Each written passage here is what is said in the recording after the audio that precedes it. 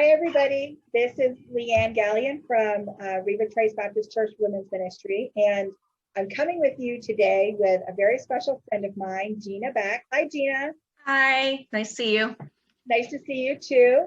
I'm so glad that you could join me today as we record this video for our faith community and for our friends and for others who might be impacted by the topic that we're talking about today.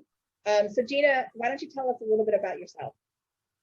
So I am married to my wonderful husband, Chris, coming up on 8 years now this month. And I have 3 beautiful boys here on earth, and we have one in heaven, which, yep, is our topic today.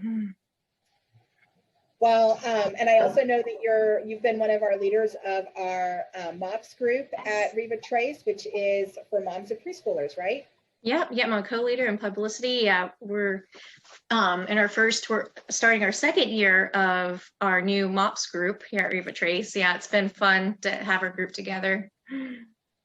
Well, that's really cool, and thank you for leading our church in that way, and I know you've got a lot on your plate between 3 very active young boys who I've really enjoyed getting to know over the last year, and then also with all your responsibilities. So as Gina said, we're going to be talking a little bit today about a pretty serious topic. And as you may know, October is Pregnancy and Infant Loss Remembrance Month. And so we thought it was really important for us to bring this topic to you all, to talk about it a little bit and share some of the things that God's laid on our heart. And Gina's going to share a little bit of her testimony about this. But, part of the reason why this is important is that it's an issue. Pregnancy loss is an issue that's not necessarily openly acknowledged. And so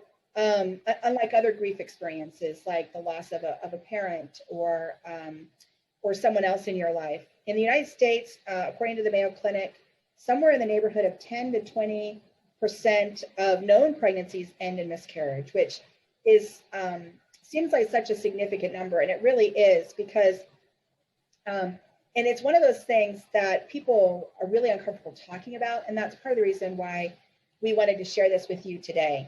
We also know that this is one of those things that people may not be comfortable sharing their experiences about, and so we think it's all the more important for us to share, for Gina to share her story, for others in our church to share that testimony of how this has impacted their life, because as we bring things like this out into the light, it helps those who are grieving, helps us to support them, and helps them to feel supported by their community and particularly by their church family. So, so Gina, tell us a little bit. I know you mentioned that you have one son in heaven. Tell us a little bit about your experience and how that impacted you and Chris. Yeah, so our story, so he was our 3rd that we're expecting. I had bleeding early on, and, went through all the procedures, got, had to really work to get a checkup, had an ultrasound down, everything was fine. I finally got past my first trimester, and, that's where everything's fine, nothing's, the chances of something happening, don't worry about it at this point. I'm like, okay. And come to find out, the bleeding did turn into, I lost my son. I gave birth to him at home. And there's just so many circumstances surrounding that it could have been a lot worse than what it was. I mean, it was bad, but yeah, that's the thing. You have to look for the positives, and where God's hand is everywhere, even if you're going through the worst of circumstances. I gave birth at home, took an ambulance ride to the emergency room, and finished up giving birth there and everything, and I had to have a DNC and all that. And it's just I know everyone's story is different, but yeah, it was very traumatic. But through that, I was so scared. You see it in movies all the time. Why do people get divorced or marriages break and things like that? And it's a lot of times a traumatic loss, and losing a child is one of those. And I was so scared. I'm like, what's this going to do to my marriage? And it's going to do what you let it do, to be honest, for both of you. You both have to come together and draw near to God. And I think everyone has their different path in doing that and time frame. But we were just trying to praise God through it all and speaking his truth through it all. I was holding in my arms, and everyone's saying, well, how brave you are. And it's like, well, we know where he is now, and it will be okay. And yeah, that's just, that's in short, that's our story. Yeah. So you mentioned a couple of things that you guys did to cope with that experience, to really grieve that loss. Could you share with us a couple of those things, and maybe some other ways that you've come across from different women that you've talked to who've experienced a similar loss? Yeah. So, I mean, I poured into my Bible, and any other literature I could get my hands on, speaking on the subject in a Christian point of view, and just getting the truth. That's what you really need in your life. Is like, I've been around death, and a lot of people, you've been touched by death here and there, whether it's parent, a sibling even, but a child is so much more different, I feel, and because they're not really necessarily expected to go, right? And it's like, wow, like, I don't care where you are in your walk with faith, even if you don't believe or you do, it's still a shock. It's like, they were here and now they're gone. Where did they go? And it sounds so silly to ask that, but to see it with your physical eyes, and it's like, wow. And so I think knowing that, speaking that truth to your heart, and knowing, yes, your child is in heaven, your child is safe, loved on, cared for, and just reminding, yeah, there's nothing that you could have, don't second guess and everything. So yeah, just drawing closer to God in prayer, speaking to other women who've gone through it. Like you said, it's so common, 1 in 4 for miscarriages. So you get any amount of group of women together, someone's going to have a story, I bet. And it's so sad. Like, I didn't realize how many women had lost a child until I did. And here they're coming. Oh, me too. Me too. It's like, okay. And like, I understand they're not just gonna walk up and be like, hello, I'm Gina, and I had a miscarriage. But it needs to be shared and talked about. I mean, especially as women, we shouldn't be scared of the topic. And I know there's a lot of fear out there, like, what do you say? But another grieving thing is, we planted a tree for our son. We buried him on the church property that we're going to church at.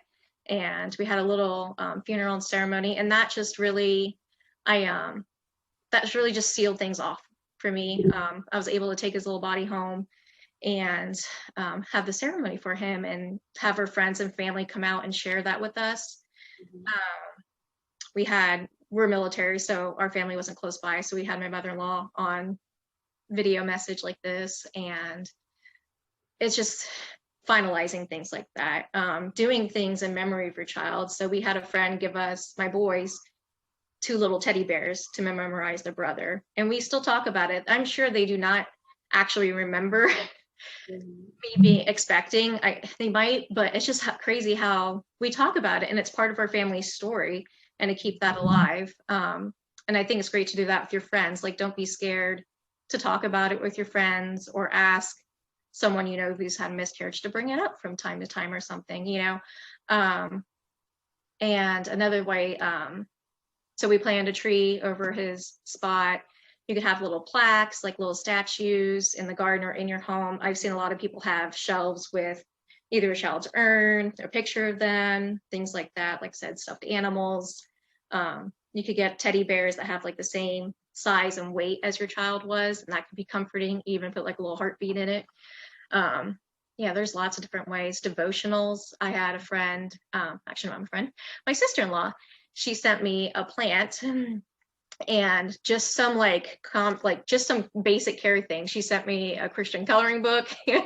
And I was just coloring, and she gave me some snacks in there that I like to eat. And it was just nice to just get out of my headspace, for that moment. So there's a couple of things that you mentioned that I want to kind of go back to. One is, you were talking about the goodness of God, and just reminding yourself of that fact. And I've asked in a couple of videos a question from a Bible study that I've been going through on Ruth, where the author asked the question, is God good for women? And what I heard from you is, in as part of your coping of going through this experience, that you were reminded of how much God loves you, and that God was with you, and that you knew God's presence, and you knew that even though you didn't understand all of the reasons why, that God was still for you, that God was still being good to you even when it didn't seem that way. And so I think that's really important for us from a women's ministry perspective to constantly be reminded that as much as the world tells us that God is not good for us, that even in the deepest and darkest moments of our lives, God really is for us. Mm-hmm. Yes. The second thing that I thought I'd mention is, and I just had the sense as you were talking of different ways that people cope, is that there's also going to be some people who cope without any of those things. And that is absolutely totally fine. We all grieve in so many different ways. There isn't a cookie cutter approach to this. And I think that's important for us to remember also when we're in a situation where we're helping a friend or a loved one process this type of grief, right? So we think about how to approach those types of situations. There's a couple of things that Gina and I talked about where we said, one way or one of the ways it's really important of any loss, but particularly the loss of a child, is to validate the loss and know that this is not a non-event. This is not just a blip on their radar. This is likely something that they're thinking about an awful lot because it is directly impacting, really their identity as a woman, as child bearers. And so it's important for us to be genuine in how we comfort. It's okay to say, I'm sorry for your loss, and to just say that. You don't have to fill the silence with platitudes, but really give that person an opportunity to share their love for that child and the loss that they've experienced. Right. We also talked about the importance for when helping someone grieve to prioritize listening and to not worry about finding the perfect words, but just showing up. So Gina, you talked about your sister-in-law and the care package she sent. That's such a lovely way to offer some practical help to someone, to show them that in the midst of their grief, that you're thinking about them and caring for them and concerned about them, right? And wanting to help them in practical ways. And then the other thing that I think is important for people who are coming alongside someone experiencing that loss is to reach out to them. And I shared with Gina a story from my own life where it was not a case of infant loss, but it was a case of losing a loved one. And that I felt really convicted that I had not reached out directly after I found out their really sad news of losing a sister. And I think that's just a further reminder for us that when we hear about those life events, to reach out to that person. Sometimes it's a phone call, sometimes it's a text message, sometimes it's dropping by their house, but in one way or another, being proactive to reach out to whomever that is, to that woman in the case of miscarriage or pregnancy loss, but to really show them in a tangible way that you're caring for them and that you love them and that you're praying for them. And sometimes it's just giving them the opportunity to process their grief and space and respect to allow them to grieve in the way that makes the most sense for them. I think a lot of people with that, they're scared to reach out. It's like, oh, they're probably being bombarded with, sorries and phone calls. And like, you know what? If they don't want to hear from you, they just won't answer. So like, go ahead. Like I said, don't regret anything. Just do what you can, what's on your heart, and reach out whatever way you think is best. Yeah. And follow that leading by the Holy Spirit, right? To go ahead and reach out and to recognize that we all have a responsibility of sorts to be those instruments that offer that comfort when it can just seem so fleeting, especially in the darkest moments of grief. Mm-hmm. So Gina, I know part of the reason that we're having this discussion today is because in light of October being Pregnancy and Infant Loss Awareness Month, we're also at Riva Trace Baptist Church hosting a Wave of Light ceremony on October 15th. Yep. And we are sharing your testimony because we're hoping that will help other women who maybe have not shared their story to come out and just light a candle and either pray or ask for someone to pray with them. So that'll be on Thursday, October 15th. We're going to start at 6:30 p.m. and this is an international memorial. So there's a reason why we're doing it on that date and at that time. And the idea is that by starting where the international date line is, that there are groups of people in every single time zone around the world who are going to be lighting candles at 7 p.m., and which we will also do. And the idea is that by lighting each of those candles, we'll create a wave of light of remembrance for all of those who have lost, have experienced this type of grief in their life. And so we really are encouraging women to join us for that really special evening. It's going to be completely unstructured. There's no programming. We're just going to have a place set up where people can come in, light a candle, and pray, or be prayed with. If there's someone, if you'd like to talk with someone, we'll have a couple of people on hand who have experience doing that. And so, but if you want to come and just light a candle and not have anyone talk to you, that's fine too. We want to respect your space and your opportunity to grieve. But we really do hope that you will give us this opportunity to minister to you and to be with you as you're processing your grief over this kind of loss. Gina, anything else that you'd like to add before we wrap up today? I think the main message here, yeah, I mean, what's God's main message? Love. So this is just Reva's Trace and us as women reaching out and loving on each other. And yeah, the biggest thing is, yeah, you were loved, your child was loved. Doesn't matter whether was it a planned pregnancy, unplanned pregnancy, whether you just lost your child at, like when you're like just found out at 4 weeks, 8 weeks, or whether it was an infant, who lived for a while. We're all grieving, they're all children. And yeah, and even come, I think too, to support those women, even if you haven't experienced this loss personally, if you know someone who has, yeah, just come and show, yeah, our remembrance of these children that are God's children, as we are too. Well, thanks for that, Gina.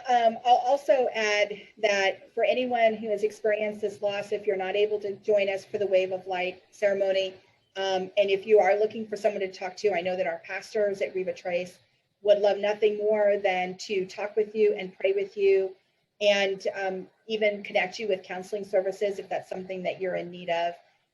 If you're looking to have someone to pray for you, that's what our women's ministry exists for, is to support and encourage the women in our faith community. And so we hope that you'll reach out to us one way or another and let us know that how we can help you and how we can pray for you. So thank you, Gina, for joining me today. I appreciate it. And ladies, we know that this was a hard topic and we appreciate you sticking it out and listening to us for the time that we had you today. But we do ask that you be praying for the women in our community. And if this is something that's affected you, that you come out and join us on October 15th for our Wave of Light ceremony. So thanks again, Gina. And thank you. Bye, everybody. Bye.